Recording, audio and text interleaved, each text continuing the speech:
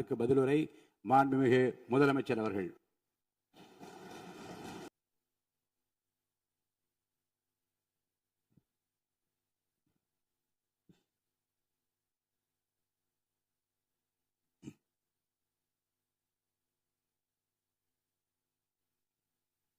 மாண்புமிகு பேரவைத் தலைவர் அவர்களே,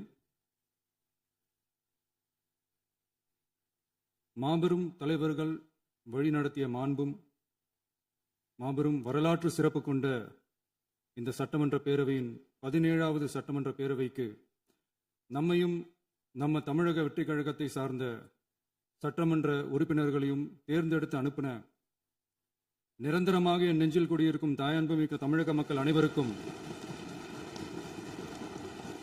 என்னுடைய மனப்பூர்வமான நன்றிகள். 17வது சட்டமன்ற கூட்டத்தொடரின் முதல் ஆளுநர் உரையின் மீதான நன்றி தெரிவிக்கும் தீர்மானத்திற்கு பதிலுரை வழங்க வாய்ப்பளித்த மாண்புமிகு பேரவைத் தலைவருக்கு நம் வணக்கத்தை தெரிவித்துக் கொள்கிறோம். மாண்புமிகு பேரவைத் தலைவர் அவர்களே, இந்த 17வது மாமன்றத்தில் அதிகப்படியான 12 கட்சிகளை சேர்ந்த பிரதிநிதிகள் தேர்ந்தெடுக்கப்பட்டிருக்கும். நாம கொள்கை ரீதியாகவும் நிலைப்பாடு ரீதியாகவும் வேறுபட்டு இருந்தாலும் மக்கள் பணி செய்வதுதான் நம்ம எல்லாருக்கும் பிரைமரியா இருக்கிற ஒரே எய்ம். அந்த வகையில தான் நம்ம எல்லாருமே நம்ம மக்களால் அங்கீகரிக்கப்பட்டு சட்டமன்றத்திற்கு வந்திருக்கிறோம். அதனால நாம கருத்தால் வேறுபட்டாலும் மக்கள் சேவை என்ற நோக்கத்தில் நம்ம மாநிலம் சார்ந்த விஷயங்கள்ல நாம எல்லாரும் ஒன்றிணைந்து பயணிச்சா நம்ம தமிழ்நாடு என்னைக்கும் எதிலையும் முதன்மை மாநிலமாக திகழும். ஆளுநர் உரைக்கு நன்றி தெரிவிக்கும் தீர்மானத்தில் பேசின மாண்புமிகு உறுப்பினர்களுக்கு நன்றி. எதிர்த்து பேசினாதான் எதிர்கட்சின்னு ப்ரூவ் பண்ண முடியும்னு நினைச்சுக்கிட்டு பேசின எதிர்கட்சியை சேர்ந்த எதிர்கட்சி தலைவர் உள்ளிட்ட மாண்புமிகு உறுப்பினர்களுக்கும் வணக்கமும் நன்றியும். பதிலுரை வழங்குற அதே நேரத்தில் நம்மளை சட்டமன்ற உறுப்பினராக தேர்ந்தெடுத்த பெரம்பூர் தொகுதி மக்களுக்கு நம்மளோட நெஞ்சார்ந்த நன்றிகள். அதே மாதிரி ராஜினாமா பண்ணிட்டாலும் நம்மளை தேர்ந்தெடுத்த திருச்சி கிழக்கு மக்களுக்கும் இந்த மன்றத்தில் நம்மளோட நன்றியை பதிவு செய்கிறோம். அப்புறம் நம்மளோட அரசியல் பயணத்தை பற்றியும் கொஞ்சம் பதிவு செய்ய விரும்புகிறோம். நாம் ஏதோ ஷூட்டிங்லேருந்து நேராக வந்து சிஎம் ஆன மாதிரியே சில பேர் ஒரு இமேஜ் கிரியேட் பண்ணுறாங்க. அவங்களுக்கு அவங்க ஆசைப்படுற லாங்குவேஜ்லேயே சொல்கிறோம், அது வெறும் ரீல் தான், ரியல் கிடையாது. ஒரு சாதாரண நடிகனாக தான் நம்ம கெரியர் தொடங்குச்சு. அப்புறம் அப்படியே சின்சியராக உழைச்சி மேலே வந்தோம். நம்ம கெரியரில் நாம் மேலே வந்ததுக்கு இந்த விஜய் ஒருத்தன் மட்டுமே காரணம் இல்லை, அவனோட உழைப்பு மட்டுமே காரணம் இல்லை. இந்த விஜயோட உழைப்புக்கும் உயர்வுக்கும் பின்னாடி இருக்கிற ஒட்டுமொத்த தமிழ்நாட்டு மக்களோட அன்பும் அரவணைப்பும் தான் காரணம். ஒவ்வொரு வீட்டில் இருக்க ஒவ்வொருத்தரும் நம்மளை அவங்க வீட்டில் ஒருத்தனா ஏற்றுக்கிட்டது தான் நமக்கு கடவுளும் மக்களும் தந்த மிகப்பெரிய வரம். அதுக்காகவே கடவுளுக்கு சமமான நம்மளோட சொந்தங்களான தமிழக மக்கள் அனைவருக்கும் மீண்டும் மீண்டும் நன்றி. இப்படி நம்மளை தாயன்போடு அள்ளி அரவணைச்ச தமிழ்நாட்டு மக்களுக்கு நாம் எப்படியெல்லாம் துணையாக இருந்தோம், எப்படியெல்லாம் மக்களோட மக்களாக இருந்தோம்னு சொல்கிறேன். 1990ஸ்லேயே ரசிகர் மன்றமாக இருந்தப்பவே மக்களுக்கு துணையாக நிற்க ஆரம்பித்தோம். அதுக்கப்புறம் நற்படி மன்றமாகவும் அதுக்கப்புறம் விஜய் மக்கள் இயக்கமாகவும் மாறி மக்களோட மக்களாக நின்றுகிட்டு இருந்தோம். 2008இல் ஈழத் தமிழருக்கு ஆதரவாக உண்ணாவிரதம் போராட்டம் செஞ்சோம்.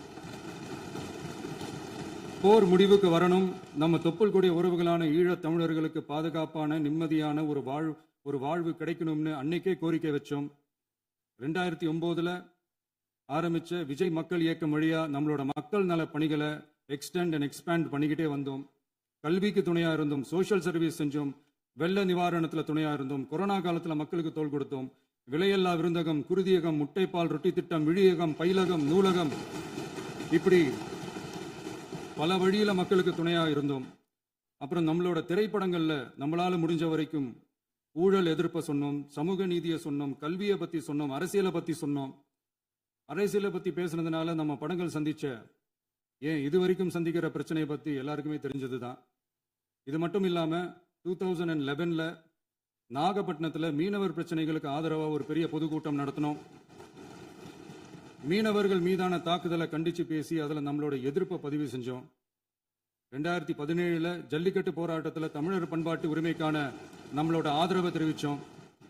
2018 ஸ்டெர்லைட் போராட்டம், துப்பாக்கி சூட்டில் பாதிக்கப்பட்ட நம்ம சொந்தங்களை நேரில் சந்திச்சு ஆறுதல் சொன்னோம். 2021 உள்ளாட்சி தேர்தலில் விஜய் மக்கள் இயக்க வேட்பாளர்கள் போட்டியிட்டு ஜெயிச்சாங்க. கல்வி விருது விழா நடத்தி சிறந்த மதிப்பெண் பெற்ற மாணவ மாணவிகளுக்கு ஊக்கத்தொகையும் பரிசும் கொடுத்தோம். 2024 தமிழக வெற்றி கழகத்தை ஆரம்பிச்சோம். ஆரம்பிச்ச உடனேயே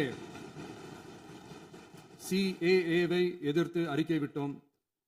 அரசியல் கட்சி ஆரம்பிச்சு விழுப்புரம் மாவட்டத்தில் விக்கிரவாண்டியில் நம்மளோட முதல் மாநில மாநாட்டிய வெற்றி கொள்கை திருவிழாவை நடத்தினோம்.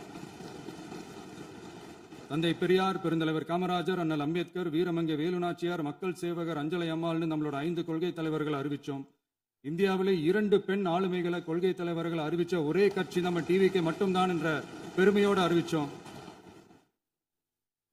பெரியார் சொன்ன மாதிரியே அவர் சொன்னதுல நமக்கு ஏற்புடையதை மட்டும் எடுத்துக்கிட்டோம். அவரோட கடவுள் மறுப்பு கொள்கையில நமக்கு உடன்பாடு இல்லைன்னு ஓப்பனா அறிவிச்சோம்.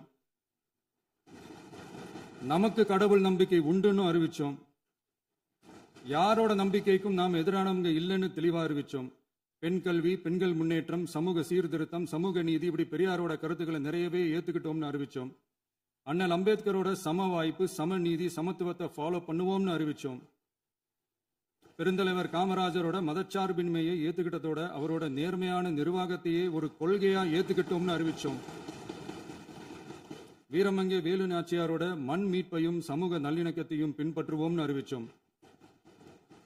மக்கள் சேவகர் அஞ்சலை அம்மாளோட விடுதலை வேட்கையையும் மக்களோட வாழ்வாதாரத்துக்காக உறுதியாக நிற்கிறதையும் பின்பற்றுவோம்னு சொன்னோம். எல்லாருக்கும் எல்லாமும் கிடைக்கணும், எம் மதமும் நம் மதம்னு சொல்லி மதச்சார்பற்ற சமூக நீதி தான் நம்ம கொள்கைன்னு அறிவிச்சோம்.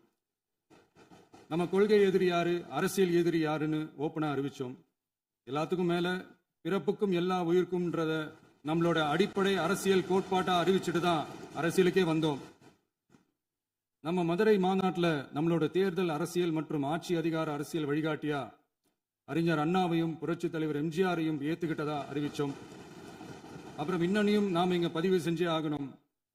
எல்லாரும் கட்சி ஆரம்பிச்சுட்டு தான் ஒவ்வொரு வீட்டுக்குள்ளேயும் போவாங்க. ஆனா நாம ஒவ்வொரு வீட்டுக்குள்ளேயும் போனதுக்கு அப்புறம் தான் கட்சியவே ஆரம்பிச்சிருக்கிறோம். ஒவ்வொரு வீட்டுல ஒவ்வொருத்தரும் நம்மள அவங்க பிள்ளையா, மகனா, அண்ணனா, தம்பியா ஏத்துக்கிட்டதும் இயல்பா நடந்துச்சு. தமிழ்நாட்டு மக்களோட மனசுக்குள்ள போறதுக்கு நாம பட்ட பாடு நமக்கு மட்டும்தான் தெரியும். இதெல்லாம் புரிஞ்சாலும் புரியாத மாதிரி இருக்கிறவங்க தான் நம்மள நடிகன் என்று சொல்லியும், நம்ம கட்சியை நடிகன் கட்சின்னு சொல்லியும் சில நக்கல், நையாண்டி இதெல்லாம் பேசுவாங்க. அதை பத்தி நமக்கு கவலை இல்லைன்னு. இப்படி நம்ம அரசியல் பயணம் ரொம்ப டிரான்ஸ்பரண்டா தான் ஆரம்பிச்சிருக்கு. இந்த 2026 தேர்தலில் கூட்டணியே இல்லாமல் தனியா நின்னோம். மக்கள் நம்மளை தெளிவா புரிஞ்சுக்கிட்டதாலையும் நம்ம டிவிகே தோழர்களோட உழைப்பாலையும் நாம 35% வாக்குகளை வாங்கினோம். 1,72,00,000 வாக்குகளோட தமிழ்நாட்டிலேயே தனி பெரும் கட்சியா வந்தோம். தமிழக மக்களாலையும் நம்மளோட ஆதரவு இயக்கங்களாலையும் இதோ இன்னைக்கு இங்க நம்ம டிவிக்கே ஆளும் கட்சியா உட்கார்ந்துருக்கிறோம். இந்த ஆளும் கட்சியா ஆனதும் அவ்வளவு சாதாரணமாலாம் நடந்துடல. 2.25 வருஷத்துல ஆட்சிக்கு வந்துட்டீங்கன்னு ரொம்ப கிண்டலா கேலியா சிலர் பேசுறாங்க. எங்களோட இந்த 2.25 வருஷ டிராவல்ல எவ்வளவு வலியும் வேதனையும் இருக்குது. நம்மளோட மக்கள் சந்திப்புக்கே அவ்வளவு இடையூறு, அவ்வளவு தடைகள், ஊர் உலகத்துல யாருக்கும் இல்லாத ஒன்னா நமக்கு மட்டுமே தனியா ஸ்பெஷலா எக்ஸ்க்ளூசிவா நிறைய நிபந்தனைகள், நெருக்கடிகள், கட்டுப்பாடுகள், நம்மளை சந்திக்க வர்ற மக்களுக்கு சரியான பாதுகாப்பு இல்லாம, நம்ம கூட்ட நிகழ்ச்சிக்கு போதுமான பாதுகாப்பு இல்லாமன்னு இன்னும் வெளியே சொல்ல முடியாத நிறைய சூழ்ச்சிகள் எல்லாத்தையும் தாண்டி தான் நாம் இந்த இடத்துக்கு வந்திருக்கிறோம். But still miles to go. நம்ம டிராவல்ல எல்லாத்துக்கும் உச்சமா நம்மளோட சொந்தங்கள், நம்மளோட உறவுகள், 41 பேர் கரூர் சம்பவத்தில் இழந்த வேதனை எல்லாம் எப்படி சொல்றதுனே தெரியல. நம்ம மனசு விட்டு என்னைக்கும் அந்த வலியும் வேதனையும் நீங்கவே நீங்காது. அதுலயும் நம்ம மேலேயே பழி போட்ட கொடுமையெல்லாம் இருக்கும் பாருங்க, அதெல்லாம் வேற லெவலுங்க. என்னத்துக்கு அப்படியெல்லாம் செஞ்சாங்கன்னு தெரியல. அரசியல்னா இப்படியெல்லாம் கொடூரமா இருக்கணுமா என்ன? சரி விடுங்க. இந்த விஜய் இவனோட மக்களுக்காக எதையும் தாங்க தயாரா ஆகிட்டான். இவ்வளவு பெயின்ஃபுல்லான நம்ம பொலிட்டிக்கல் டிராவல்ல நம்மளோட மிகப்பெரிய ஆறுதலும் பலமும் என்ன தெரியுமா? என் நெஞ்சில் குடியிருக்கும் என்னோட தமிழ்நாட்டு மக்களும், என் உயிருக்கு உயிரான என்னோட தோழர்களும் தான். அவங்களோட பலத்தால தான். அன்னைக்கு 1967 முன்னாள் முதல்வர் மாண்புமிகு அறிஞர் அண்ணா அவர்கள் தலைமையில் அமைஞ்ச சாமானியர்களோட ஆட்சி மாதிரி, 1977 முன்னாள் முதல்வர் மாண்புமிகு புரட்சி தலைவர் எம்ஜிஆர் அவர்கள் தலைமையில் அமைஞ்ச மிக சாமானியர்களோட ஆட்சி மாதிரி இதோ இன்னைக்கு அதே வரிசையில 2026 சட்டமன்ற தேர்தல்ல இந்த விஜயோட தோழர்கள் இடம்பெற்ற ஒரு மிக மிக சாமானியர்களின் ஆட்சி அமைஞ்சிருக்கு. வாகை சூடும் வரலாறு திரும்பி இருக்கிறது. இப்படி ஒரு தீர்ப்பை மக்கள் அளிச்சதுனாலதான் தமிழக வரலாற்றில் ஒரு மகத்தான கூட்டணி ஆட்சியை நாம் அமைச்சிருக்கிறோம். இளைஞர்களால என்ன செய்ய முடியும், பெண்களால என்ன செய்ய முடியும்னு கேட்டவங்களுக்கான பதில் தான் இன்னைக்கு அமைஞ்சிருக்கிற நம்ம ஆட்சி. ஒரே ஒரு குடும்பம் மட்டும் முக்கியம்னு சொல்றது நம்மளோட ஆட்சி அதிகார அரசியல் இல்ல. தமிழ்நாட்டில் இருக்கிற ஒவ்வொரு குடும்பமும் முக்கியம்னு சொல்றது தான் நம்ம அரசியல்.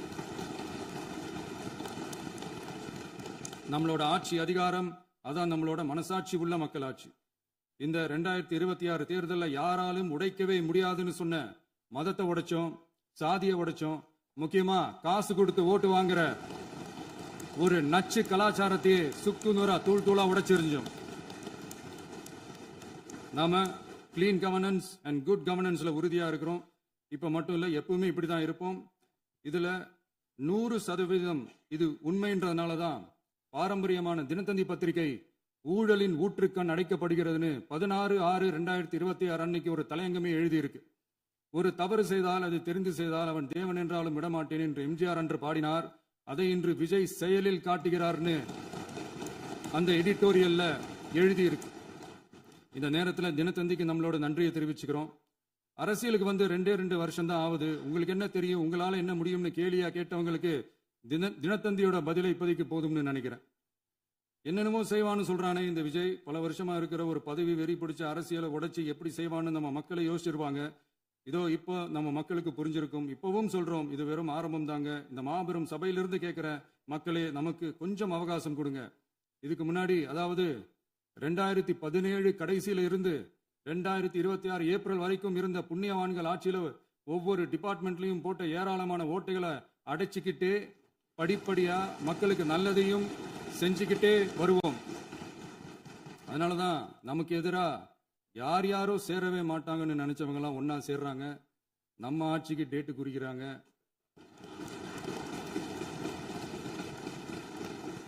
சரி, அவங்கள நம்ம மக்களே பார்த்துப்பாங்க, அது விடுங்க. நாம ஆட்சிக்கு வந்து சரியா 40 நாள் ஆகுது. அதுக்குள்ள என்ன செஞ்சீங்கன்னு கேட்கறாங்க. ஒரு லிஸ்ட் ஒன்று சொல்றேன் கேளுங்க. பெண்கள் பாதுகாப்புக்காக சிங்கப்பெண் சிறப்பு படை, 200 யூனிட் வரை கட்டணமில்லா மின்சாரம், போதைப் பொருள் ஒழிப்புக்காக தனிப்படை, குறுவை நெல் சாகுபடியை ஊக்குவிப்பதற்காக 134.83 கோடி சிறப்பு தொகுப்பு திட்டம், வழிபாட்டு தலம், ஸ்கூல், பஸ் ஸ்டாண்டுன்னு அதுக்கு பக்கத்தில் இருக்கிற 717 மதுபான கடைகள் மூடப்பட்டன. அங்க வேலையில் இருந்தவர்களுக்கு வேறு கடைகளில் வேலை, கவனிக்கப்படாமல் விடப்பட்ட அம்மா உணவகங்கள் புதுப்பிக்கப்பட்டன. பத்திரப்பதிவு துறையில் பகல் கொள்ளைக்கு ஃபுல் ஸ்டாப் வைக்கப்பட்டுள்ளது. வருகையில்லா ஆவண பதிவு முறை கொண்டுவர உத்தேசிக்கப்பட்ட செயல்பாட்டில் உள்ளது. அரசு மற்றும் தனியார் மருத்துவமனையில் ஸ்கேன் மையங்களில் கருவுறுவதற்கு முன் மற்றும் பின் ஏற்படும் தவறுகளை கண்காணிக்கவும், மருத்துவ நிறுவனம் முறைப்படுத்தும் சட்ட விதிகள் பின்பற்றப்படுகிறதா என கண்காணிக்கவும், மருத்துவ மற்றும் ஊரக பணிகள் இயக்கத்தின் பயன்பாட்டிற்காக 40 புதிய வாகனங்கள் வழங்கப்பட்டுள்ளது. கூட்டுறவு வங்கியின் ஏழை எளிய மக்கள் வாங்கிய கடனுக்கு முதல் முத்தாய்ப்பாக ரூபாய் 2045 கோடி தள்ளுபடி வழங்கி ஆணையிடப்பட்டுள்ளது. ஒன்றிய அரசிடம் கேட்டுக்கொண்டதற்கிணங்க கடந்த 2 வருடமாக நிறுத்தி வைக்கப்பட்ட இருந்த ஜல் ஜீவன் மிஷன் திட்டம் புதுப்பிக்கப்பட்டு ஜல் ஜீவன் மிஷன் திட்டம் 2.0 நடைமுறைக்கு கொண்டு வரப்பட்டுள்ளது. 18,500 கோடி அளவில் உறுதியளிக்கப்பட்ட காஞ்சிபுரம் மாவட்டத்தில் மைய விரிவாக்க திட்டம், கோயம்புத்தூரில் மின்னணு பொருட்கள் மற்றும் மின்னணு அமைப்புகள் உற்பத்தி திட்டம் மற்றும் திருவள்ளூர் மாவட்டத்தில் காட்டுப்பள்ளி LNT கப்பல் கட்டும் தளம் விரிவாக்க திட்டத்திற்கு ஒப்பந்தங்கள் போடப்பட்டுள்ளன. அனைத்து நிர்வாக நடவடிக்கைகளும் மின்னணு முறையில் மாற்றம் கொண்டு வர நடவடிக்கை எடுக்கப்பட்டு வருகிறது. சட்டவிரோத கல்குவாரி மற்றும் அனுமதியின்றி கனிமங்களை எடுத்துச் செல்வது தடுக்கப்பட்டுள்ளது. பல்வேறு குவாரிகள் சீல் வைக்கப்பட்டுள்ளன. கனிமங்களை கண்காணிப்பது, எல்லைகளை நிர்ணயிப்பது மற்றும் ஆளில்லா விமானம் மூலம் அளவீடு செய்வது போன்றவற்றை செயல்படுத்துவதற்கான பணிகள் மேற்கொள்ளப்பட்டு வருகின்றன. அனைத்து துறைகளிலும் அலுவலர் தலையீடு இல்லாமல் லஞ்ச லாவண்யமற்ற தமிழகத்தை உருவாக்க அனைத்து நடவடிக்கைகளும் முடுக்கிவிடப்பட்டுள்ளது. இதெல்லாம் சாம்பிள் தான், இன்னும் இருக்கு. இந்த வெறும் 40 நாளுக்குள்ளேயே இவ்வளவு செஞ்சிருக்கோம்னா இனி வர்ற நாட்கள்ல கொஞ்சம் கொஞ்சமா படிப்படியா ஸ்டெடியா உழைச்சி லஞ்ச லாவண்யம் இல்லாத, ஊழல் இல்லாத, பெண்களுக்கு பாதுகாப்பான, சுதந்திரமான, டிரான்ஸ்பரண்டான தமிழ்நாட்டை நம்ம சொந்தங்களான தமிழக மக்களுக்கு தர்றது தான் நம்மளோட ஒன் அண்ட் ஒன்லி டார்கெட். கண்டிப்பா அதை நிறைவேற்றியே காட்டுவோம். 8 கோடி மக்கள் நம்மளோட இருக்கிறப்போ ஏங்க அதை செய்ய முடியாது? மாண்புமிகு பேரவைத் தலைவர் அவர்களே, தமிழ்நாட்டின் கருவூலம் எப்படி திசை மாறி உருமாறி தேய்ந்து ஓய்ந்து கிடக்கிறதுன்னு சொன்னாங்க.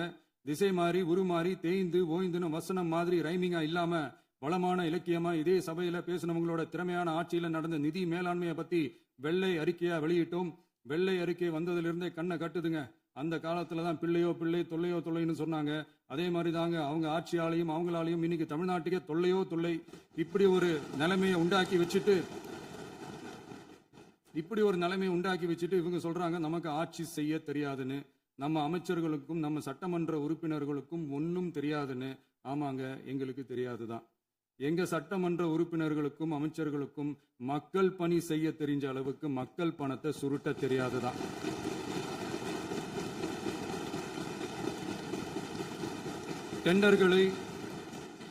டெண்டர்களை முறைப்படுத்த தெரிஞ்ச அளவுக்கு அதோட ரேட்டை உயர்த்தி ஊழல் செய்ய தெரியாதுதான். பதவி உயர்வு வழங்கவும் பணி இடமாற்றம் கலந்தாய்வு நடத்தவும் தெரியுமே தவிர பதவி உயர்வுக்கும் பணியிட மாற்றத்திற்கும் பணம் பறிக்க தெரியாதுதான். புதிய பணியிடங்கள் உருவாக்க தெரியுமே தவிர அந்த பணியிடங்களை பணத்துக்கு விற்க தெரியாதுதான். கோயில்கள்ல நடக்கிற நிர்வாக சீர்கேட்டை தடுக்க நீங்க பேசுங்க, நீங்க கண்டிப்பா பண்ணுங்க. கோயில்கள்ல நடக்கிற நிர்வாக சீர்கேட்டை தடுக்க தெரியுமே தவிர கோயில் பணத்தை கொள்ளையடிக்க தெரியாதுதான். தங்கத்தை உருக்கி தாரை வார்க்க தெரியாதுதான். கனிம வளத்தை பாதுகாக்க தெரிஞ்ச அளவுக்கு கனிமத்தை வித்து கொள்ளையடிக்க தெரியாதுதான். அரசு வருமானத்தை அரசு கஜானாவுக்கு மாத்த தெரிஞ்ச அளவுக்கு அந்த பணத்தை தனிப்பட்ட கஜானாவுக்கு மடை மாத்த தெரியாதுதான்.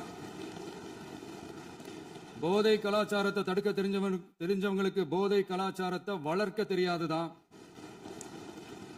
நம்ம குடும்பத்தில் இருக்கிற பாட்டி, அம்மா, அக்கா, தங்கச்சி, குழந்தைங்களை, பெண்களை மதிக்க தெரிஞ்சவங்களுக்கு ஓசி பஸ், 1000 ரூபாய் கேஸ், இப்படிலாம் பேச தெரியாதுதான். எங்க உறுப்பினர்களுக்கும் அமைச்சர்களுக்கும் மக்கள் சேவை தெரிந்த அளவிற்கு சுயநல தேவையை செஞ்சிக்க தெரியாதுதான். அதனாலதான் சொல்றோம், எங்களை பார்த்து எதுவும் தெரியாதுன்னு சொல்றவங்களுக்கு சொல்றோம், இதெல்லாம் எங்களுக்கு தெரியாதுதான். உங்களை மாதிரி முறைகேடுகளை செய்யறத நாங்க தெரிஞ்சுக்கவும் போறதில்ல, தெரிஞ்சுக்கவும் ஆசைப்படல. அத கடைசி வரைக்கும் எங்களுக்கு தெரியாமலே இருந்துட்டு போகட்டும். அதனால நாங்களும் எங்க மக்களும் வெரி வெரி ஹாப்பி தான்.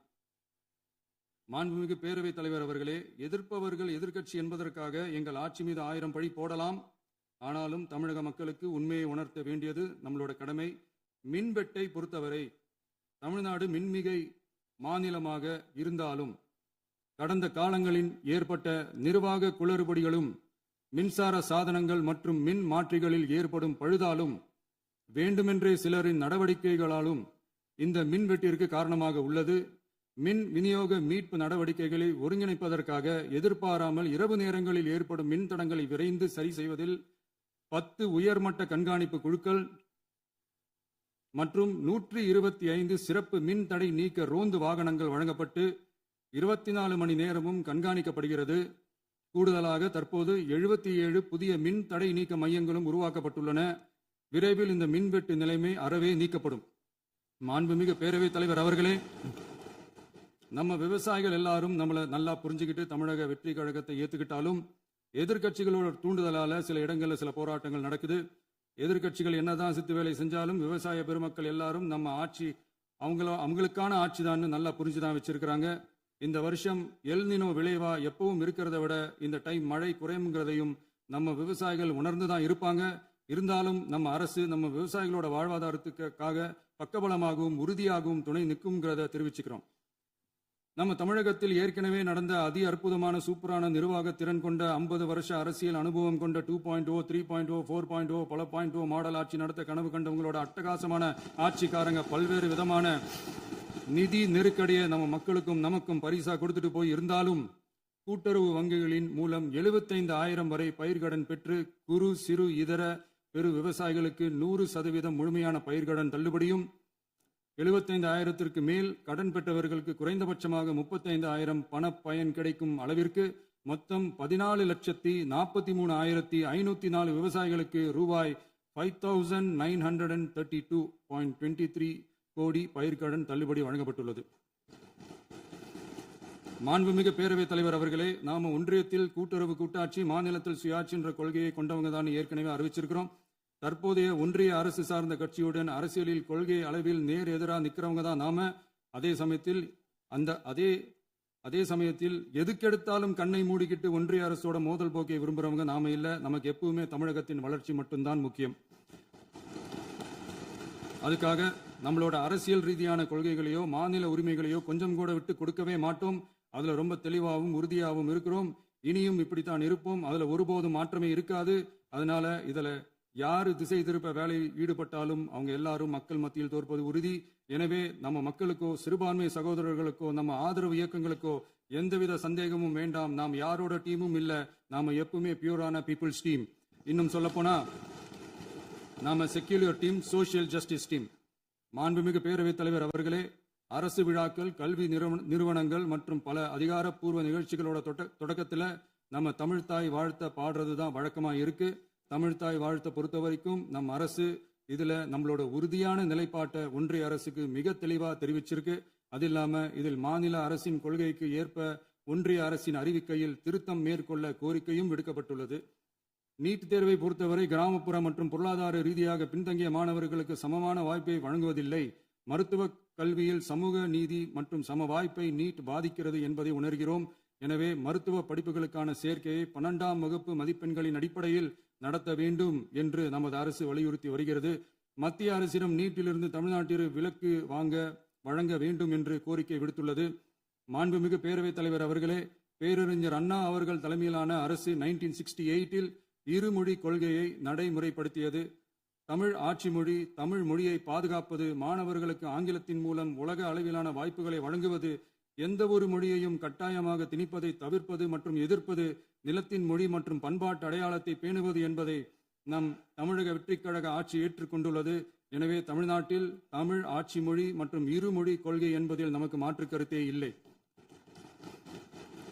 மாண்புமிகு பேரவைத் தலைவர் அவர்களே, கடந்த 11/6/2026 அன்று நடந்த நிதி ஆயோக் கூட்டத்தில் தமிழ்நாடு அரசின் சார்பாக கலந்து கொண்டு வறுமையற்ற தமிழ்நாடு இயக்கம் உருவாக்க தேவையான நிதியையும், தமிழ்நாட்டுக்கு 2 எய்ம்ஸ் மருத்துவமனைகளை தருமாறும், மருத்துவம் மற்றும் பல் மருத்துவ படிப்பிற்கு 12ஆம் வகுப்பு மதிப்பெண் அடிப்படையில் இடங்களை நிரப்புதல் குறித்தும், செயற்கை நுண்ணறிவு தொடக்க நிறுவன வளர்ப்பு மையங்கள் தமிழ்நாட்டில் அமைக்கவும், இளைஞர் திறன் மற்றும் வேலைவாய்ப்பு இயக்கம் செயல்படுத்த வேண்டியும், பெண்கள் தலைமையிலான வளர்ச்சி குறித்தும், மீனவ சமுதாயங்களின் வாழ்வாதாரம் மற்றும் மீன்பிடி படகுகள் மற்றும் மீனவர்களை விடுவித்தல் குறித்து நிரந்தர நடவடிக்கை எடுக்க வேண்டியும், காலநிலை தாங்கும் தன்மை பெருந்திட்டம் 2045இல் கீழ் விண்வெளி உற்பத்தி மையத்தை தேசிய விண்வெளி உற்பத்தி மையமாக அறிவிக்க கோரியும், தமிழ்நாட்டில் சாலை போக்குவரத்து, நெடுஞ்சாலை மற்றும் ரயில்வே அமைச்சகத்தின் மேம்பாட்டு குறித்தும், அனைத்து கிராமங்களையும் டிஜிட்டல் இணைப்பு வசதி ஏற்படுத்துதல் குறித்தும், கூட்டு குடிநீர் திட்டம் தொடரவும், அரசின் விழாக்களில் தமிழ்தாய் வாழ்த்துக்கான முதலிடத்திற்கான கோரிக்கையும், மேகதாது அணை கட்டுமான நிறுத்தத்தை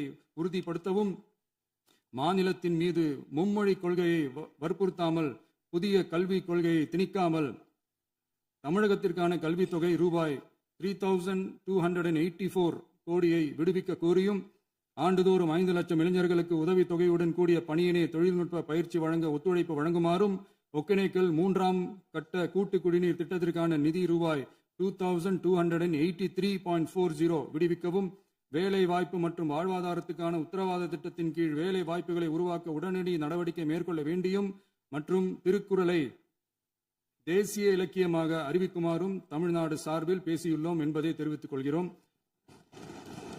மாண்புமிகு பேரவைத் தலைவர் அவர்களே, அண்டை மாநிலங்களுடனான நட்புறவு ஒரு மாநிலத்தின் வளர்ச்சிக்கும் நாட்டின் ஒற்றுமைக்கும் மிகவும் அவசியமானது.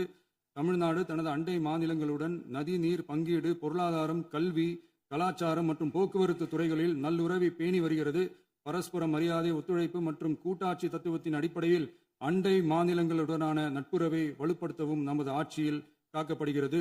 மாண்புமிகு பேரவைத் தலைவர் அவர்களே, சட்டம் ஒழுங்கை பற்றி பேச்சு வந்தது. சட்டம் ஒழுங்கு சரியா இருக்கணும் அப்படின்றதுல எங்களுக்கு மாற்று கருத்தே கிடையாது. கண்டிப்பாக லா அண்ட் ஆர்டர் கரெக்டாக இருக்கணும், கரெக்டாக இருக்க வைப்போம். அதே மாதிரி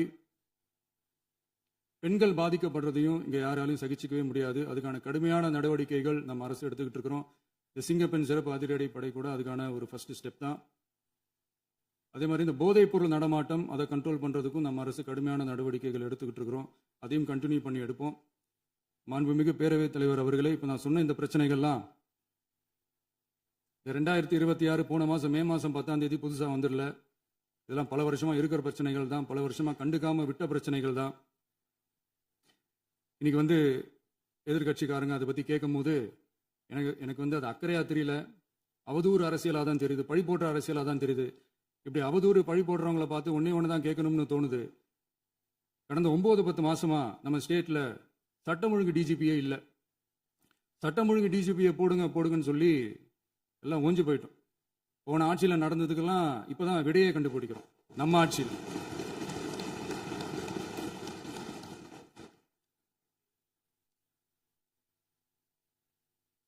இந்த போதைப் பொருள் நடமாட்டம்லாம் தாறுமாறா அப்படியே பரவி கொட்டி கிடக்குது. இதெல்லாம் வந்து இனிஷியல் ஸ்டேஜ்லயே யார் கண்ட்ரோல் பண்ணியிருக்கணும்? போலீஸ் டிபார்ட்மெண்ட் அப்போ யார் கையில் இருந்தது? இத்தனை கேள்வி நம்மளை பார்த்து கேட்குறாங்களே, ஒரே ஒரு கேள்வி தான் நான் கேட்கணும்னு தோணுது. போலீஸ் டிபார்ட்மெண்ட்டை கையில் வச்சுக்கிட்டு பிகினிங்லேயே இனிஷியல் ஸ்டேஜ்லேயே இந்த போதைப் பொருள் நடமாட்டத்தை ஏன் கண்ட்ரோல் பண்ணலை?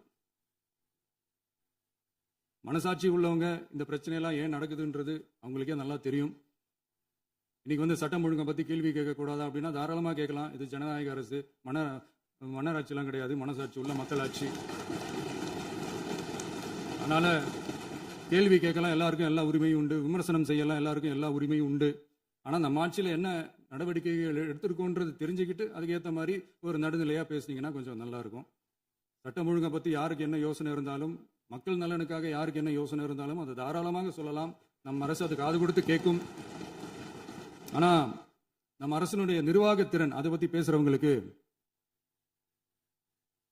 இந்த ஊரடிச்சு உலையில போட்டு ஊழல் மேல ஊழலா செஞ்சுக்கிட்டு அதுல இருந்து தப்பிக்கிறதுக்கு பேர் தான் நிர்வாகத்திறன் அப்படின்னு சொன்னா, அப்படிப்பட்ட ஒரு ஊழல் செய்யற நிர்வாகத்திறனை நம்ம அரசு ஒரு நாளும் செய்யாது. பொட்டி பெட்டியா பணத்தை வச்சுக்கிட்டு, பெட்டியை வச்சு எல்லாம் செஞ்சுக்கிட்டு, போதைப் பொருள் பாதுகாவல் கழக மாடல் அரசாங்கம் செஞ்ச ஒவ்வொரு ஊழலா வெளியில வந்துகிட்டு இருக்கு. டாஸ்மாக்ல அது என்னப்பா அது பேரு, பார்ட்டி ஃபண்ட் கட்சி நிதி அப்படின்ற பேர்ல அடிச்ச கொள்ளையெல்லாம் ஒண்ணா இப்போ கவர்மெண்டோட கஜானாவுக்குள்ள கொண்டு சேர்த்துக்கிட்டே இருக்கிறோம்.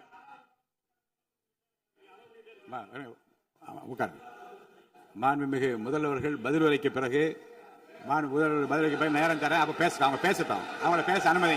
உட்காருங்க.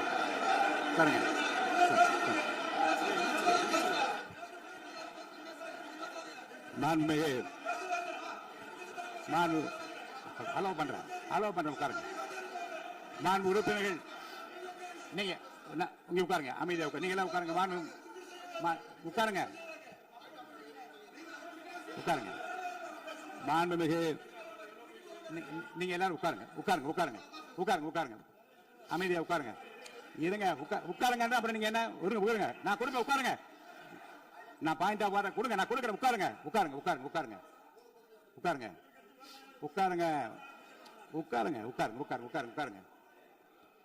மாண்புமிகு முதல்வர் அவர்கள் போர்வையாக நிதானமாக சொல்லிக்கொண்டே இருக்கிறார். நீங்க குறிப்பெடுத்து வைத்துக் கொள்ளுங்கள். பேசி முடித்தவுடன் நான் உங்களுக்கு அவகாசம் தருகிறேன். நீங்க ஒண்ணு சொல்லுங்க, என்ன என்று நீங்க சொல்லுங்க. உங்க சொல்லுகிற வாய்ப்பை நான் உங்களுக்கு தருகிறேன். இப்போது மாண்புமிகு முதலமைச்சர் உங்கள் உரையை தொடரலாம்.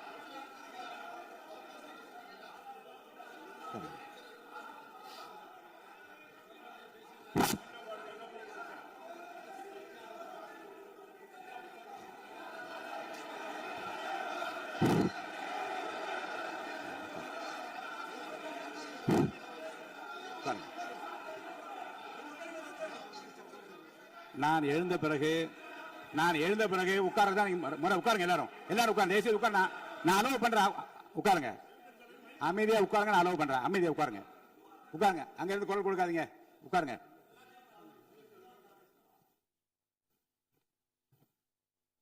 இனிமையான இந்த விவாதத்தில்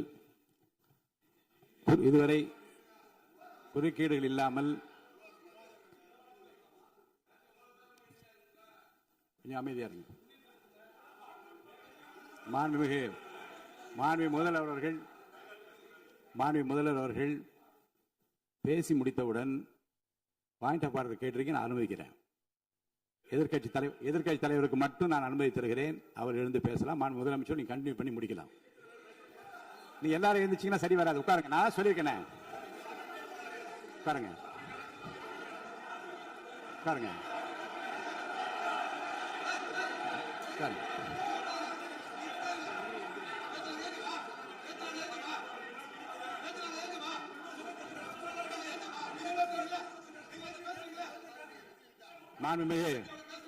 மாண்பு உறுப்பினர்கள் அமைதி காக்க வேண்டும். நேற்று எதிர்க்கட்சி தலைவர் பேசுகிற போதும் அவர் பேசுகிற எல்லாவற்றுக்கும் நான் அனுமதி அளித்தேன்.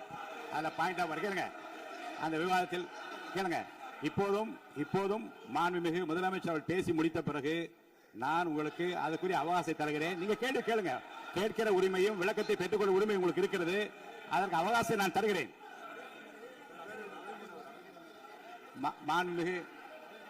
மாண்புமிகு உறுப்பினர் அமருங்க. நான் என் தீர்ப்பை சொல்லுகிறேன். மாண்புமிகு முதலமைச்சர் அவர்கள் பேசி முடித்தவுடன் எதிர்க்கட்சி தலைவருக்கு அந்த வாய்ப்பை நான் தருகிறேன். நிச்சயமா அந்த கேள்வி கேட்கலாம். உட்காருங்க எல்லாரும். முன்னவர் பேசுங்க. மாண்பு பேரவைத் தலைவர் அவர்களே, இன்று இவர்கள் முயற்சி செய்வது, அவர் ஆளுங்கட்சியாக இருக்கின்ற போது, இருங்க நான் சொல்லிடுறேன் ப்ளீஸ். ஒரே நிமிஷம் நான் சொல்லிடுறேன் ப்ளீஸ். ஆளும் கட்சியாக இருக்கின்ற போது நீங்கள் சொன்ன ஒரே வார்த்தை, நாங்கள் பேசி முடித்ததற்கு பிறகு குறிப்பிடுத்துவிட்டு நீங்கள் எந்த கேள்வி வேண்டுமானாலும் கேட்கலாம் என்று ஒரு முறையை நீங்கள் பின்பற்றினீர்கள். அதே முறையை இப்போது பின்பற்ற வேண்டும் என்று கேட்டுக்கொள்கிறேன். பள்ளிக்கல்வித்துறை அமைச்சர், மாண்புமிகு பேரவைத் தலைவர் அவர்களே, நேற்றைய தினம் கூட எதிர்க்கட்சி தலைவர் சொன்னதை முழுமையாக கேட்டு இறுதியில் ஒரு வாய்ப்பு தந்தீங்க. அதுவும் இல்லாம இந்த நேரத்தில் நேரலையில் நீங்களும் பாக்குறீங்க. அங்கிருந்து ஒருமையில் விழித்து இந்த பக்கம் இருக்க உறுப்பினர்களை பார்த்து அப்படின்னு ஒருமையில் விழிப்பதை உங்கள் மூலமாக கண்டிக்கிறேன். அந்த வார்த்தையை அவை குறிப்பிலிருந்து நீக்கணும்.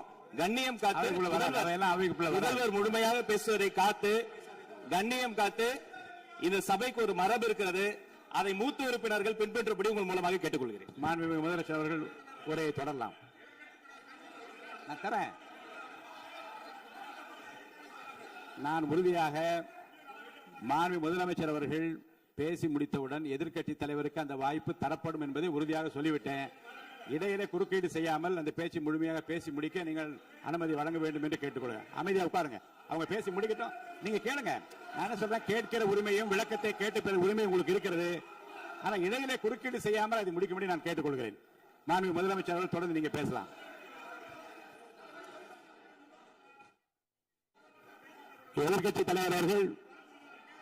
எதிர்க்கட்சி தலைவர் அவர்கள் உங்கள் கட்சியினுடைய உறுப்பினரை அமைதிப்படுத்த வேண்டும் என்று நான் கேட்டுக்கொள்கிறேன். உங்களுக்கு வாய்ப்பு தரவில்லை என்றால் அவர் ஏன் நிற்பதில் நியாயம் இருக்கு. வாய்ப்பு தரப்போகிறேன். முதலமைச்சர் அவர்கள் பேசி முடித்தவுடன் உங்களுக்கு வாய்ப்பு தரப்படும்.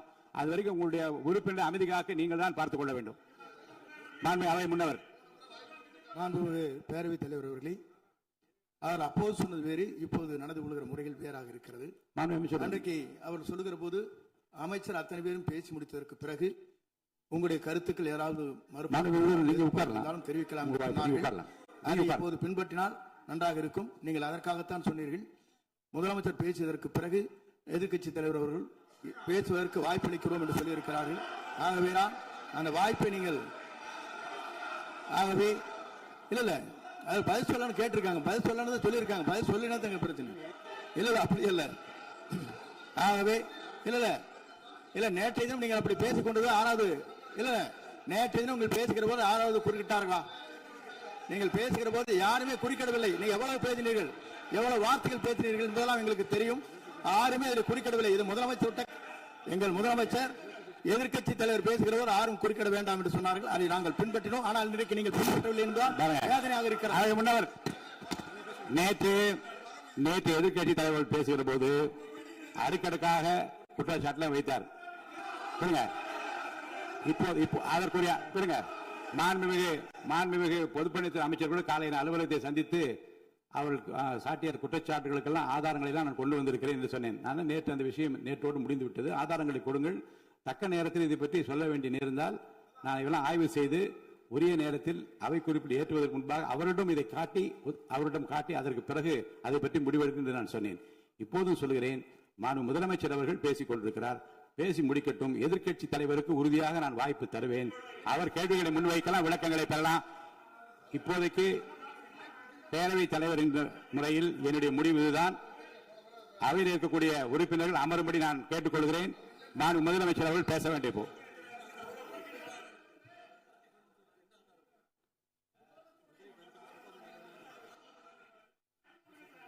மாண்புமிகு இருங்க. அதை முன்னவர் முடிக்கிட்டாங்க. பேரவைத் தலைவர் அவர்களே, நேற்றைய தினம் நீங்கள் முழுமையாக பேசினீர்கள்.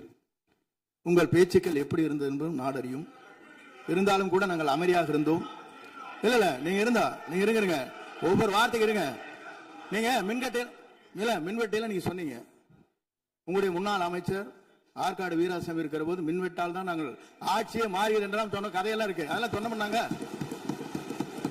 நாங்களே அமைதியா இருந்தா அதுக்கு அங்கே தயவு செய்து எதிர்கட்சி தலைவருக்கு வாய்ப்பளிக்கிறார்கள். அந்த வாய்ப்பை நீங்கள் அவர் முதலமைச்சர் பேச்சதற்கு பிறகு பேசினால் அழகாக இருக்கும். அதை முன்னர் பள்ளிக்கல்வித்துறை அமைச்சர். மாண்புமிகு பேரவைத் தலைவர் அவர்களே, அவர் ஒரே ஒரு வார்த்தையை தான் சொன்னார். பார்ட்டி ஃபண்ட் என்ற வார்த்தை கேட்டு எதிர்க்கட்சி நண்பர்கள் கோபப்படுகிறார்கள். ஆனால் அதன் மீது உங்களுக்கு பாயிண்ட் ஆஃப் ஆர்டர் தருவதாகவும் நீங்கள் சட்டப்பேரவைத் தலைவர் சொல்கிறீர்கள். நேற்றைய தினம் இதே போல வெற்றி தலைவர் அவர்களினுடைய வழிகாட்டில் வளர்ந்த நாங்கள் சகிப்புத்தன்மையோடு அவர்கள் பல வார்த்தைகள் சொன்னார்கள். புதிதாக சோஃபா மாடல் என்றார்கள், குதிரை பேரம் என்றார்கள், எத்தனையோ வார்த்தைகள் சொன்ன போது சகிப்புத்தன்மையோடு அதை கேட்டு பொறுமையாக இருந்தோம். இவர்கள் குதிரை பேரம் எல்லாம் அவைக்குள் நீக்கப்பட்டு விட்டது. சரி, சோஃபா மாடல் என்று சொன்னார்கள். ஆதாரம் கேட்டு இப்படி எழுந்து நாங்கள் கொந்தளிக்காமல் ஒரு சட்டமன்றத்தில் ஒரு உறுப்பினர் எப்படி நடந்து கொள்ள வேண்டும் என்பதற்கு எடுத்துக்காட்டாக தமிழக வெற்றி கழகத்தின் உறுப்பினர்கள் நடந்து கொண்டார்கள். இப்போது மதிப்பிற்குரிய எதிர்க்கட்சி தலைவர் அவர்களை உங்களூடாக நான் கேட்பது என்னவென்றால், அவர்களினுடைய கட்சி உறுப்பினர்களை அவர் அமைதிப்படுத்தி முதல்வர் அவர்கள் உரையை முழுமையாக கேட்டு சகிப்புத்தன்மைக்கு சட்டமன்றத்தில் இந்த பக்கம் மட்டுமல்ல அந்த பக்கமும் எடுத்துக்காட்டாக இருப்பதற்கு அவர் வழிவகை செய்ய வேண்டும் என்று உங்கள் மூலமாக கேட்டுக்கொள்கிறேன். பொதுப்பணித்துறை அமைச்சர்.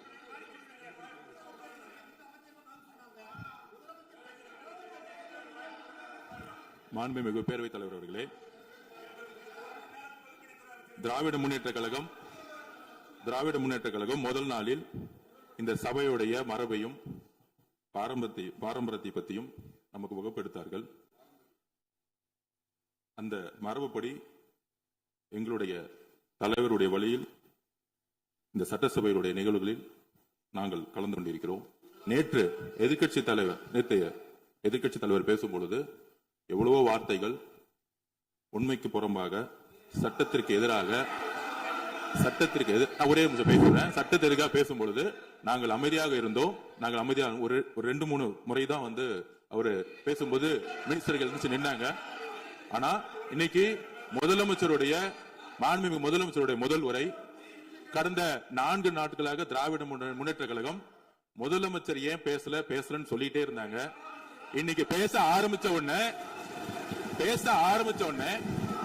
அவர் சொன்ன வார்த்தை பார்ட்டி ஃபண்ட் சொன்னார். எந்த பார்ட்டின்னு சொல்ல. ஆனா அந்த வார்த்தைகள் சொல்லி முடிஞ்ச உடனே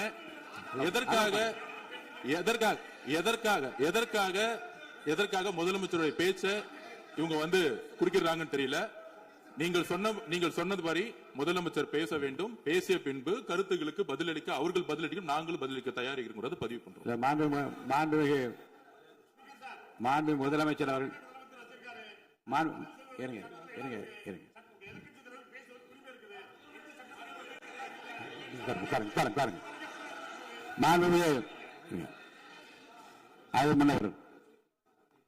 மரபு இருக்கிறது, எப்போது வேணும் பாயிண்ட் ஆஃப் ஆர்டர் இருக்கலாம். இருந்தாலும் கூட நீங்க அந்த மரபை நீங்க கடைபிடிச்சீங்களா உங்க ஆட்சியில?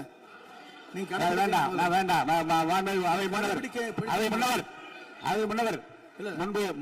முன்பு எப்படி நடந்தால் என்பதை பற்றியோ முன்பு நடந்த நிகழ்வுகள் பற்றியோ நீங்கள் சொல்லி மீண்டும் இந்த அவையினுடைய மாண்பை குறைக்க வேண்டாம் என்று நான் கேட்டுக்கொள்வது வேண்டாம். இப்போது உள்ள பிரச்சனை, மாண்பு முதலமைச்சர் அவர்கள் தன்னுடைய பேச்சை உறுதி செய்து முடிக்க வேண்டும். அவர் முடித்த பிறகு எதிர்க்கட்சி தலைவருக்கு நான் நிச்சயமாக வாய்ப்பு தருவேன். அவர் கேள்வி கணைகளை தொடுக்கலாம், சந்தேகங்களை கேட்கலாம், விளக்கம் தருவதற்கு மாண்பு முதலமைச்சர் அவர்கள் தயாராக இருக்கின்றார். அமைதியாக அமரும்படி நான் கேட்டுக்கொள்கிறேன். இப்ப நான் அனுமதிக்க முடியாது. மாண்பு முதலமைச்சர் உரையை தொடரலாம்.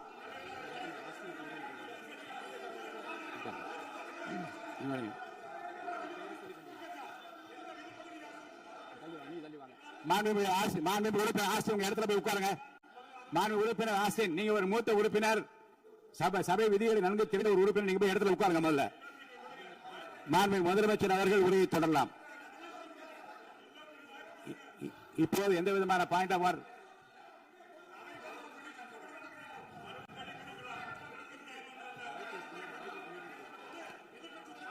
நான் வாய்ப்பு இல்லை என்று சொன்னால் நீ எழுந்து நிற்பதிலே நியாயம் இருக்கிறது.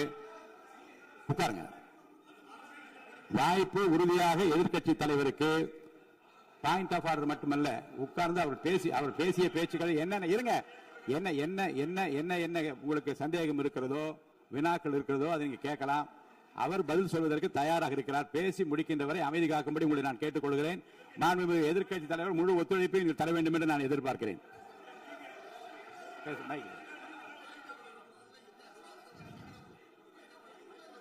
மைக் கொடுங்க.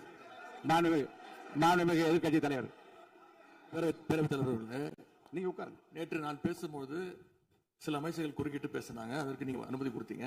அதே மாதிரி இன்னைக்கு முதலமைச்சர் பேசும்போது சில வார்த்தைகள், தவறான வார்த்தைகள் பேசுறாரு. அவர் பார்ட்டி ஃபண்ட் அப்படின்னு சொல்லியிருக்கிறாரு. அவர் அமைச்சர் அந்த பார்ட்டி ஃபண்ட் எந்த பார்ட்டின்னு கூட சொல்ல தைரியம் இருந்தா சொல்லுங்க, நாங்க அதெல்லாம் ஃபேஸ் பண்ண தயாரா இருக்கோம். எதையும் ஆதாரத்தோடு எதையும் பேசுங்க. நீங்க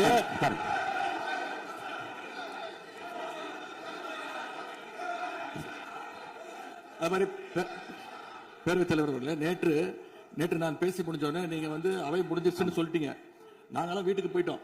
வீட்டுக்கு போய் டிவி போட்டு பார்த்தா அங்க இன்னொரு அமைச்சர் இன்னும் பதில் சொல்லிட்டே இருந்திருக்கிறாரு. அதுக்கெல்லாம் நாங்க இப்ப என்ன பதில் இது, என்ன மரபு இது? நீங்க இப்ப பேசிக்கிட்டே இருப்பீங்களா? நாங்க பாத்துக்கிட்டே இருக்கணுமா? அதே மாதிரி இன்னைக்கு முதலமைச்சர் அவர்கள் பேசும்போது நாங்களும் அமைதியா கேட்டுட்டு தான் இருந்தோம். ஆனா சில கருத்துக்கள் அவர் பேசும்போது அதை நாங்க அனுமதிக்க முடியாது. ஆதாரத்தோடு ஏதாவது பேசணும்னா, குற்றச்சாட்டுகள் சொல்லும் போது ஆதாரத்தோடு சொன்னீங்கன்னா அதை நாங்க ப்ரூவ் பண்றதுக்கு தயாராக இருக்கணும். மாண்புமிகு உறுப்பினர் அவர்கள் இருங்க. நேற்று மாண்புமிகு எதிர்க்கட்சி தலைவர்கள் பேசியதும், மாண்புமிகு பொதுப்பணித் தலைவர்கள் பேசியதும் ஆதாரம் இல்லாமல் பேசக்கூடாது என்று நான் சொன்னேன். ஆய்வு செய்து நீக்கப்பட வேண்டியது நீக்கும் என்று சொன்னேன். இப்போது மாண்புமிகு முதல்வர் அவர்கள் பேசி முடிக்கட்டும். நீங்கள் கூறிய கருத்துப்படி அதில் ஆதாரங்கள் இல்லாத குறிப்பாக இருந்தால் அது நீக்குவதற்குரிய உரிமை எனக்கு இருக்கிறது. ஆய்வு செய்து நான் நடவடிக்கை எடுப்பேன். இப்போது மாண்புமிகு முதலமைச்சர் அவர்கள் பேசலாம்.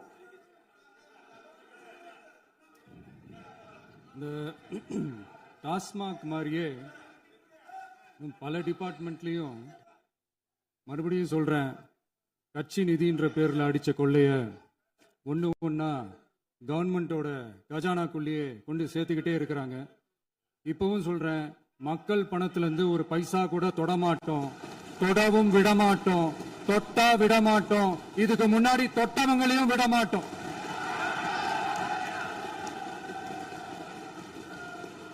ஒவ்வொரு ஊழலா வெளியில வரும் போலயே, ஒவ்வொரு வேஷமா கலைஞ்சிரும் போலயே இங்க இருக்கிற நிறைய பேரு நடுங்கி போய் இதுல நம்ம மேல அவதூறு வேற. இப்ப புதுசா ஒரு வெப்பன் ஒண்ணு கொண்டு வந்திருக்காங்க. அது என்ன தெரியுமா? அவங்க தயவால தான் நம்ம ஆட்சி நடக்குதான். மக்கள் தயவால இந்த ஆட்சி நடந்துகிட்டு இருக்கு. மனசாட்சி உள்ள சக்திகளோட ஆதரவால இந்த ஆட்சி நடந்துகிட்டு இருக்கு. நாங்க தான் அனுப்பி வச்சோம் அப்படின்றாங்களே. அனுப்பி வச்சவங்களுக்கு மினிஸ்ட்ரியில இடம் கொடுத்தா ஏன் கதறீங்க? ஏன் இவ்வளவு கோவம்? ஏன் இவ்வளவு கதறல்? இதுல இன்னொரு முக்கியமான விஷயம், மார்க்சிஸ்ட் கம்யூனிஸ்ட் கட்சி நமக்கு ஆதரவு கொடுத்தது சுயேட்சையா எடுத்த முடிவுன்னு சொல்றாங்க. அதே மாதிரி இந்திய கம்யூனிஸ்ட் கட்சி நமக்கு ஆதரவு கொடுத்தது சுயேட்சையா எடுத்த முடிவுன்னு சொல்றாங்க. இதுல எங்க இருந்து நாங்க தான் அனுப்பி வச்சோம்னா புரியலையே. மக்களுக்கு நல்லா புரியும். எல்லாத்தையும் தெளிவா பார்த்துக்கிட்டு இருக்கிறாங்க.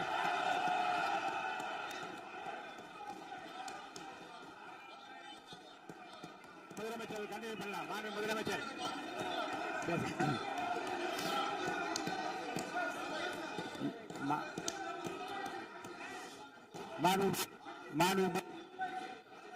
முதலமைச்சர் கண்டினியூ பண்ணலாம். நீங்க கண்டினியூ பண்ணலாம்.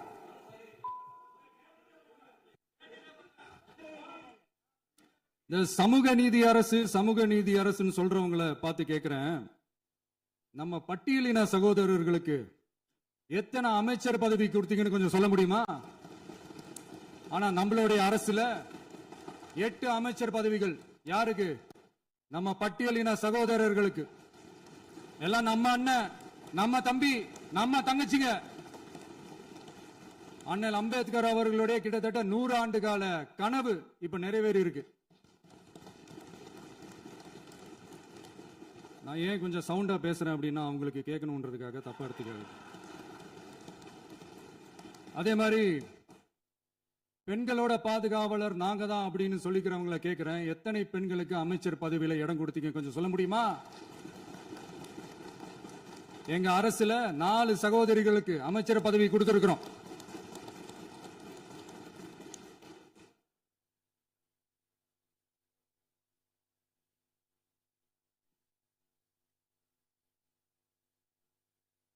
அதனால மக்களால் நிராகரிக்கப்பட்டு மக்களால் அகற்றப்பட்டவங்களுக்கு ஒன்னே ஒன்று சொல்லிக்கிறோம், தப்பே செய்ய மாட்டோம், ஊழலே செய்ய மாட்டோம், நேர்மையா தான் இருப்போம், நியாயமா தான் இருப்போம் அப்படின்னு சொல்றவங்களால மட்டும்தான் கூட்டணி ஆட்சி அமைக்க முன்வரும். ஆட்சியிலையும் பங்கு அதிகாரத்திலையும் பங்கு கொடுக்க முன்வரும். ஊழல்லையே ஊறி போனவங்களால இந்த கூட்டணி ஆட்சியோ ஆட்சியிலையும் பங்கோ அதிகாரத்திலையும் பங்கு கொடுக்க முன்வராது. மெஜாரிட்டி இருந்தாலும் தரமாட்டாங்க, மெஜாரிட்டி இல்லைனாலும் தரமாட்டாங்க. கேட்டா ரெடிமேடா ஒரு பதில் ஒண்ணு வச்சிருப்பாங்க, கூட்டணி ஆட்சியை மக்கள் விரும்ப மாட்டாங்கன்னு. அதே மக்கள் தான் இப்ப அவங்கள பார்த்து சிரிக்கிறாங்க. நான் பதவி ஏத்த அன்னைக்கு கொஞ்சம் டைம் அவகாசம் கேட்டேன்.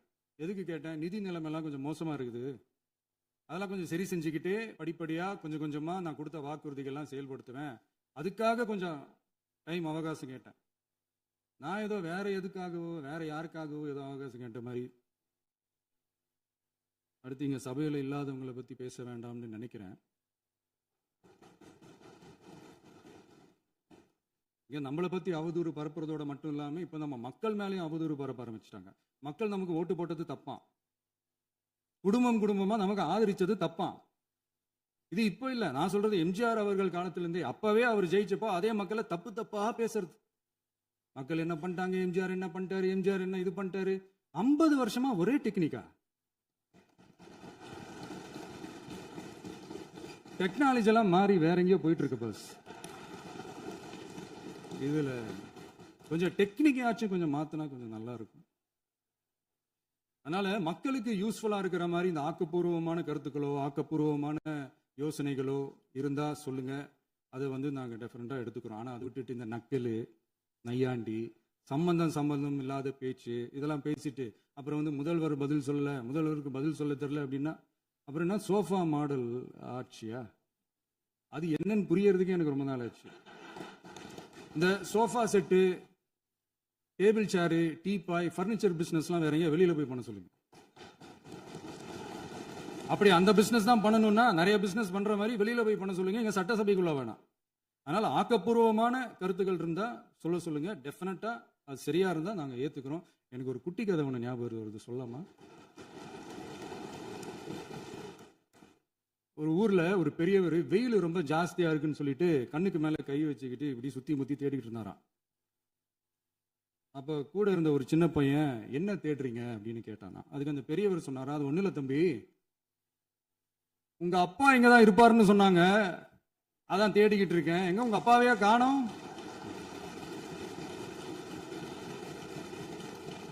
இல்ல அந்த எங்களுக்கும் நக்கலா நையாண்டியா சம்பந்தம் இல்லாத குட்டி கதை இதெல்லாம் எங்களுக்கும் பேச தெரியும். அந்த கதையில பெரியவர் அப்படி சொன்னாராம், தப்பா எடுத்துக்காதீங்க. அந்த கதையில பெரியவர் அப்படி கேட்டாராம். அதனால யாரும் இங்க டென்ஷன் ஆக வேணாம். அதனால இன்னொரு இந்த என்னுடைய உரையை முடிக்கிறதுக்கு முன்னாடி போயிட்டாங்க, பேசலாமா? உங்க கருத்துக்களை நீங்க முழுமையாக மன நிறைவோடு பேசலாம். டிவியில் பார்ப்போம். சரி, அதான் 5 நிமிஷம் பேசுனதுக்கே கொளத்தூரி இந்த ஆட்டம் அடிச்சு பேசுனா அப்புறம் என்ன பண்றது? கடைசியா நான் இந்த உரையை முடிக்கிறதுக்கு முன்னாடி ஒரு முக்கியமான ஒரு விஷயம் பத்தி சொல்லணும். ஆளுநர் உரை அன்னைக்கு இந்த தமிழ் தாய் வாழ்த்துக்கு அப்புறம் தேசிய கீதம் பாடினது தப்பு, தேசிய கீதம் 2 முறை பாடினது தப்பு, அப்படி ஒரு நிகழ்வு இதுக்கு முன்னாடி இந்த சட்டசபையில நடந்ததே கிடையாது, அந்த மரபையே மாத்திட்டீங்க, இப்படி ஒரு பெரிய ஒரு போர் மாதிரி எதிர்கட்சி சார்ந்தவங்கலாம் சொன்னாங்க இல்லையா? அந்த மாநில உரிமை போராளிகளை அந்த மரபு காக்கிற உரிமை போராளிகளை ஒரே ஒரு கேள்விதான் கேட்கணும். 2021 ஆகஸ்ட் 2 ஞாபகம் இருக்கா? Centenary celebration of Tamil Nadu legislature. அந்த ஃபங்க்ஷன்ல நம்ம முன்னாள் முதலமைச்சர் கருணாநிதி அவர்களோட கலைஞர் அவர்களுடைய கலைஞர் அவர்களுடைய புகைப்படத்தை மாண்புமிகு குடியரசுத் தலைவர் திறந்து வைக்கிற ஒரு ஃபங்க்ஷன். அந்த ஃபங்க்ஷன்ல national anthem followed by Tamil தாய் வாழ்த்து அப்படின்னு அறிவிச்சது ஞாபகம் இருக்கா? அதாவது தேசிய கீதத்துக்கு அப்புறமா இரண்டாவது முறையா, நோட் திஸ் பாயிண்ட் மாண்புமிகு பேரவைத் தலைவர் அவர்களே, ப்ளீஸ் நோட் திஸ் பாயிண்ட். தேசிய கீதத்துக்கு அப்புறம் இரண்டாவது முறையாக தமிழ் தாய் வாழ்த்து பாடப்படும் அப்படின்னு சொன்னது ஞாபகம் இருக்கா? அதுவும் முத்தமிழ் அறிஞர் அப்படின்னு சொல்ற நம்ம கலைஞர் அவர்களுடைய அந்த புகைப்படம் வெளியிட்டு விழாவில் அவர் இருந்த இதே சபையில தமிழை இரண்டாவது இடத்துக்கு தள்ளினது யாருன்னு ஞாபகம் இருக்கா? அது மட்டும் இல்ல, அந்த தேசிய கீதத்தை நாட்டுப்பண் நேஷனல் ஆந்தம்னு சொல்லி அதே ஃபங்க்ஷன்ல கடைசியா ஃபங்க்ஷன் முடியும் போது செகண்ட் டைம் தேசிய கீதம் பாடினதும் ஞாபகம் இருக்கா? இதே அவையில் தான், அது அவை குறிப்பிலும் இருக்கிறது, இதே அவையில் தான் நடைபெற்றது. இந்த தக்க நேரத்தில் இந்த ஆதாரங்களை அளித்த மாண்பு முதல்வர்களுக்கு நன்றியை தெரிவித்துக் கொள்கிறேன். டவுட் இருந்தா இந்த புக்கை பார்த்து தெரிஞ்சுக்கலாம். அதனால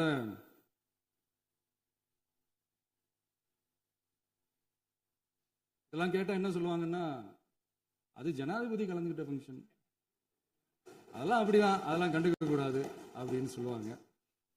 இதே மாதிரிதான் பேசுறது ஒண்ணு, செய்யறது ஒண்ணு, செய்யறது ஒண்ணு, பேசுறது ஒண்ணு. இதெல்லாம் மக்கள் பார்த்துக்கிட்டு இருக்காங்க. எலெக்ஷனுக்கு முன்னாடி தான் அப்படி செஞ்சுக்கிட்டு இருந்தாங்க. இப்போ எலெக்ஷனுக்கு அப்புறம் அதே தான் செய்யறாங்க.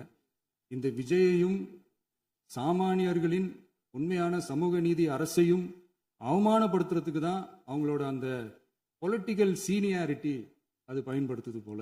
சரி, செய்யட்டும், நல்லா செய்யட்டும். இப்போ ஆனாலும் நம்மளுடைய மாநில உரிமை, மொழி உரிமை, உத்தமபுத்திரர் போல வேஷம் போடுற எதிர்கட்சிக்கு ஒன்றை மட்டும் ஆணித்தரமாக சொல்றோம். உங்களை மாதிரி தமிழ்னு சொல்லிக்கிட்டு, மொழி, பண்பாடு, கலாச்சாரம்னு சொல்லிக்கிட்டு ரெட்டை வேஷம் போடுறவங்க நாங்க கிடையாது. உலகெங்கும் வாழும் என் தமிழ் சொந்தங்களுக்கு நம்முடைய உத்தரவாதம் தமிழ் தான் எங்க உயிர் நாடி அப்படின்றத மறக்க மாட்டோம். இப்பவும் சொல்றோம், மாநில உரிமையில எப்பவும் உறுதியா இருப்போம். அதே சமயத்துல அரசியல் வேற, ஒன்றிய மாநில அரசுகளுக்கு இடையே இருக்கிற நிர்வாக அணுகுமுறை வேற. இதுல நாங்க ரொம்ப தெளிவா இருக்கிறோம்.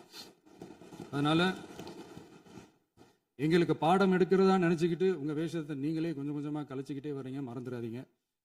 அப்புறம் நேத்து எதிர்கட்சி தலைவர், மாண்புமிகு எதிர்கட்சி தலைவர் பேசும்போது நிறைய பேசினாங்க. அதுல ஒண்ணு மட்டும் அரசு சொல்றதா நினைச்சுக்கிட்டு நம்மளை இன்டைரக்டா ஈவில் அப்படின்ற அந்த வார்த்தையை யூஸ் பண்ணாங்க. எனக்கு ஒன்னே ஒண்ணுதான் சொல்லணும்னு தோணுது. ஈவில்ஸ்னு டெவில்ஸ் பேசக்கூடாது.